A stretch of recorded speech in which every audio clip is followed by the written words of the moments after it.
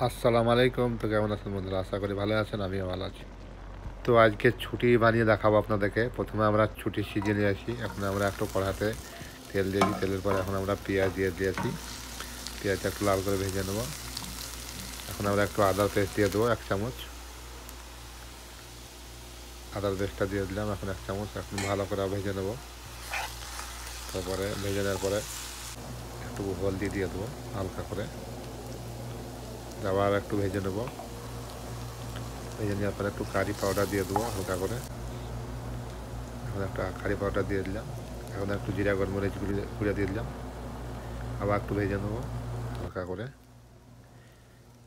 এখন ভালো করে ভেজে নেওয়ার পরে একটু পানি দিয়ে দিলাম। পানি দেওয়ার পরে একটু নেড়ে চেড়ে এখন মশলাটা ভালো করে সিদ্ধ করে নিলাম। এখন একটা টমেটো কেটে দিয়ে দেবো। টমেটো কাটা দেওয়ার পরে আবার একটু সিদ্ধ করে নেবো ভালো করে মাখিয়ে মশলাটাকে। এখন আমরা ১ চামচ লবণ দিয়ে দেবো। মশলার মধ্যে আমরা সিদ্ধ করা ছুটিগুলো এখন দিয়ে দিলাম। লবণ দেওয়ার পরে এখন আমরা ভালো করে মশলার মধ্যে আমরা কষিয়ে নেবো ছুটিটাকে। উপরে একটু জিরা গোলমরিচের পাউডার দিয়ে দেবো ১/২ চামচ। এখন আমরা আর যে রসটা আমাদের আছে এখন এই রসটাকে আমরা শুকিয়ে দেবো। এখন আমাদের রসটা ভালো।